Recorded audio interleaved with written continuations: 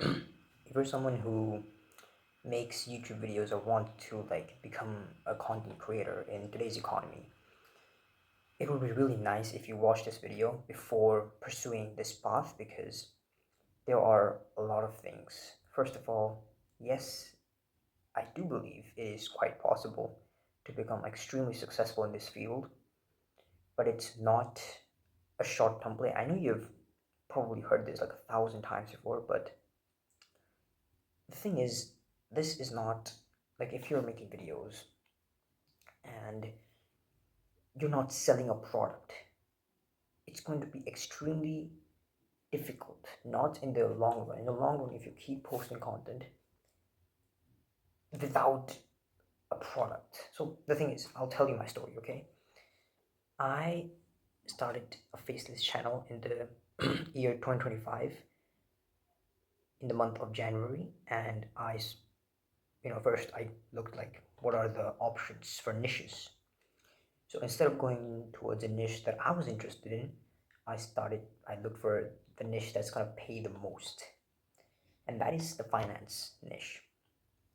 And I'm gonna be honest with you, I had no fucking clue.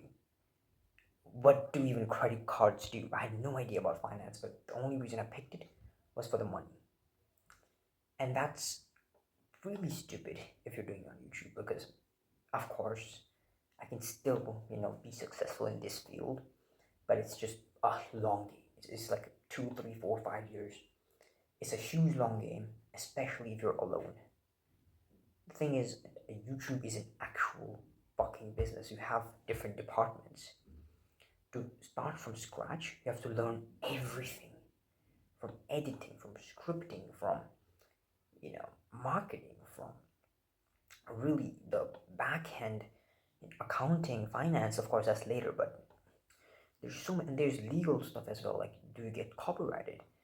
Those are slightly later, but like you understand my point, right? There's so many skill sets you have to learn that it's just so much hard to like if you especially you're competing now, you're not competing with peers or solopreneurs like yourself. You're competing with billion-dollar industries, sorry, billion-dollar companies who are now having equity over many of your favorite channels, and that's like faceless channels or many influencers nowadays, especially on YouTube, their channel has been bought with like private equity firms and all that stuff. You're competing with those big, massive teams.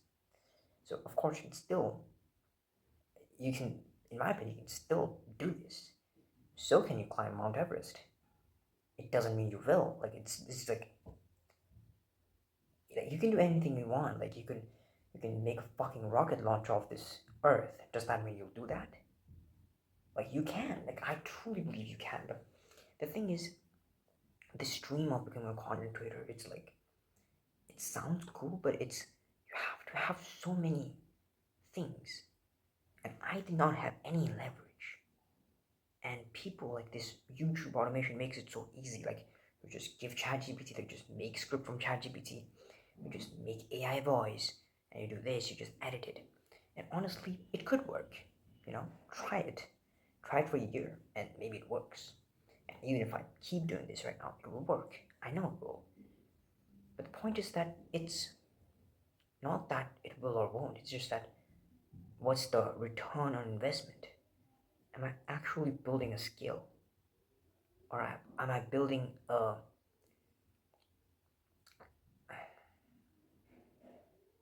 shallow asset? Like if my channel gets successful, am I something without that channel? So that's why I now believe that instead of going all in on this, gamble, like if it works, it works, like 1%, 0.001% chance thing, just fucking do some kind of basic service based work. Like it's not that complicated. You just reach out to people and you just have an offer and you just give them your time and a little bit of expertise and you get paid for it. I mean, it's not that complicated to make fucking money. Like, you don't have to be a fucking mega millionaire YouTuber to make money. You can make money by just fucking providing value, even if it's like a simple value. even if it's a basic service, such as the most basic service you can think of, even fucking anything, even if blue collar jobs like plumbing and all that stuff, it still makes money. The thing is, for the past year, I have not have any cash flow, and that's because, see, there are levels to this game, and at this moment, I'm at the level 0 because I have no income, right? And if you can relate with me, then hear me out. The thing is, man, if you have no income right now, you should not be looking to make $1 million a year or $100,000 a month or $10,000 a month. You should be looking to make $500 a month. So this is like, um, if you're from not from a third world country, the minimum wage is already really high, so you don't have to make $500 a month. But in my country, it's like you can get by with that, and it's a pretty decent thing. So, but the point is, you have to make the minimum. You have to pay the bills first. That's the point, right? Like, is that people just overcomplicate this. Is that if you just build a fucking skill and just reach out to people, you build a network, you have referrals, and just slowly grind yourself way up. That's so much more practical. Like, at that point, you don't have to be optimistic about it. You don't have to like worry will the views come or whatever, right? You just fucking do the work, and it's just so practical, so simple. And the reason many people avoid this path is because it's boring. But the thing is, you're going to do it anyways. Like it's yet you have to pay the bill somehow, right? You're going to do 9 to 5 anyways. So just do this. And the difference between a 9 to 5 and this kind of work is that with contract based work or freelancing, you build a reputation and networking becomes your net worth. Like it genuinely becomes your net worth.